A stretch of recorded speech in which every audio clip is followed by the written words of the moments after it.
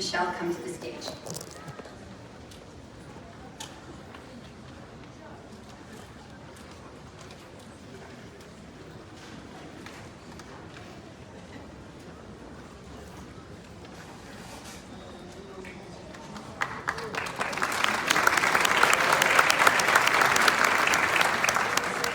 Hi, good evening, and thank you. Good evening, President Hayes, Board of Trustees, Administrative Council, faculty, family, and friends. A special greetings and congratulations to my fellow graduates today. So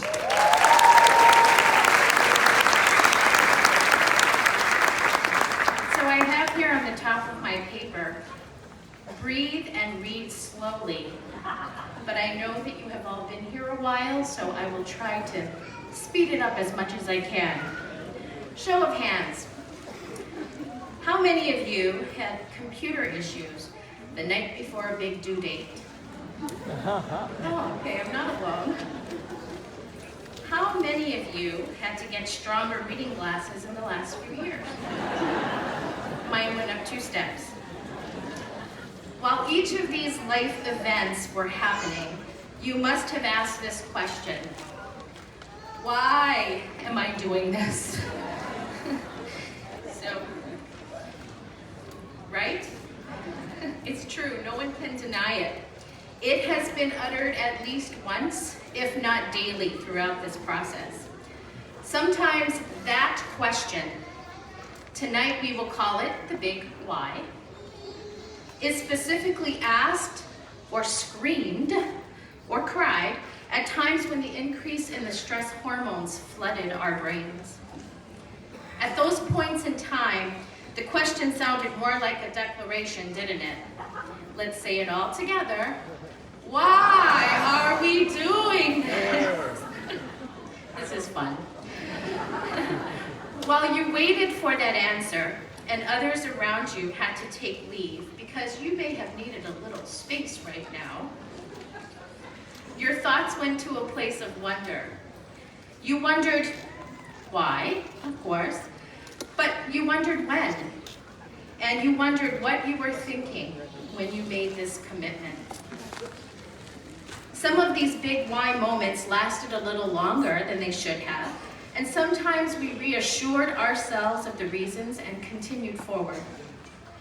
For some of us, our drive for self-actualization never let this question bother us too much, because the realization was that this degree fulfilled a requirement to continue a path we were on and wanted to continue until the end.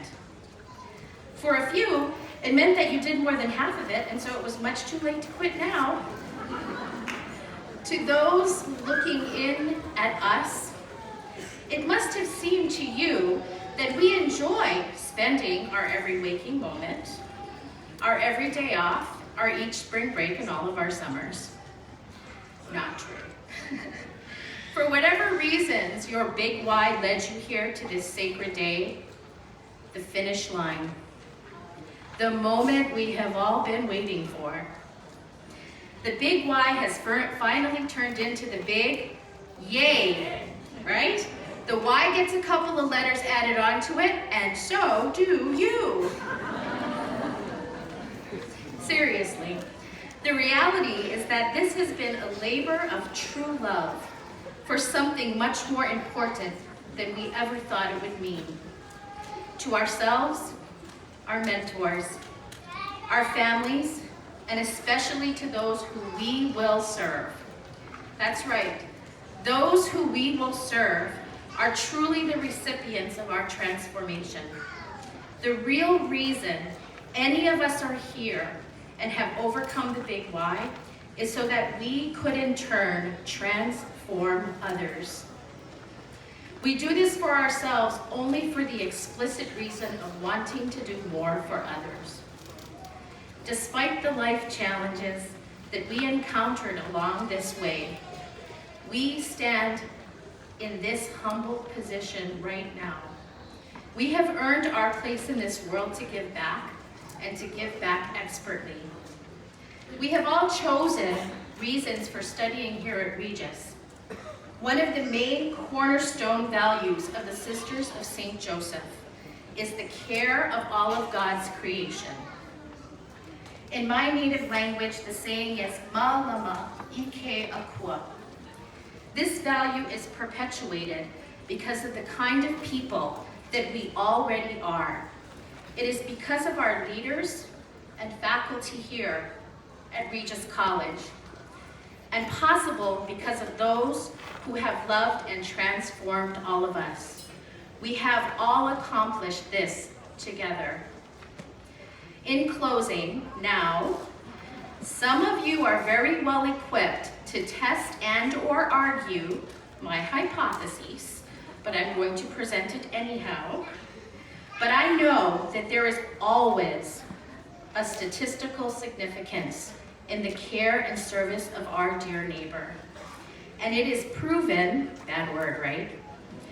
Through our collective qualitative responses. The love of your work and those around you while you did this work is infinite.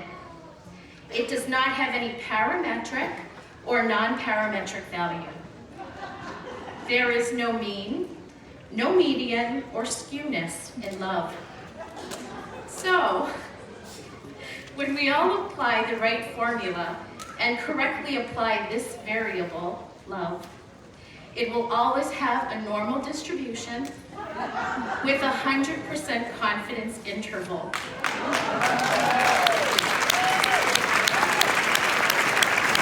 Thank you to all of those who have shown us this love during our work here and through all of life's challenges to help us remember the why we did this. It is for those whom we serve. Congratulations to the class of 2019. I am honored and humbled to be your fellow graduate. Aloha and good night.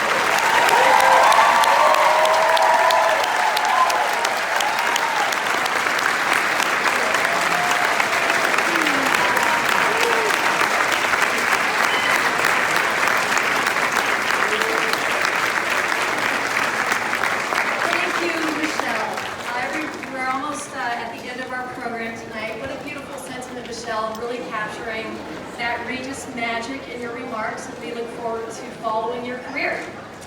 As the community that is Regis, we look to all of you who wear your master's or doctoral hood for the first time tonight to carry forward the spirit of service that Michelle just described.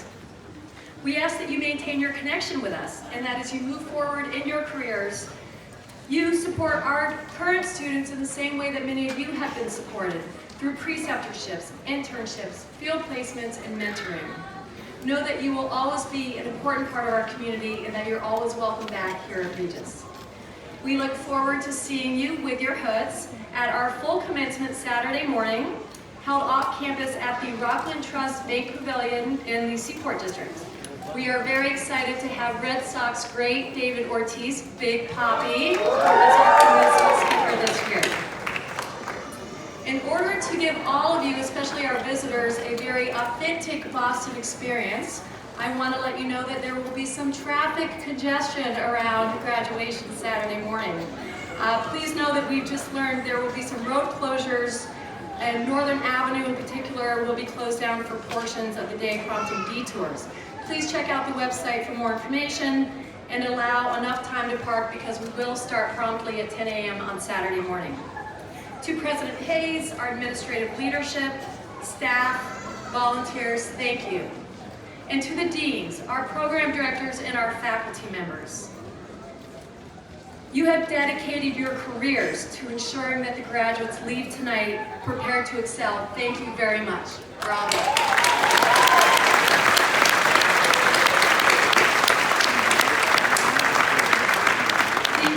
Will follow the benediction. Those of us on stage will exit first, followed by the cabinet, faculty, and graduates. And now it's time to celebrate, especially those of you who've been standing in the back. Know that we have a reception over at College Hall, inside and also outside in the parterre, food, drink, and heat. So we hope you all will come over and honor the graduates. To those of you who are online, students and faculty, please pop into the graduate lounge to meet the other members of your cohort. Father Paul Kilroy will now provide the benediction.